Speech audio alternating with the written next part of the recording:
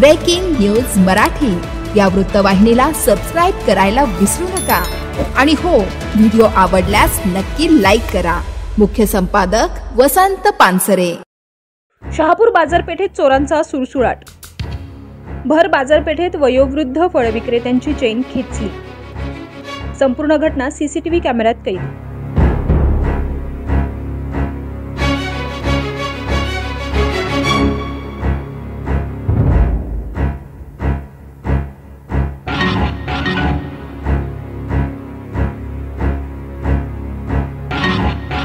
शहापूर शहर बाजारपेठेत चोरीच्या तसेच चेन स्नेचिंगच्या अनेक घटना घडत आहेत।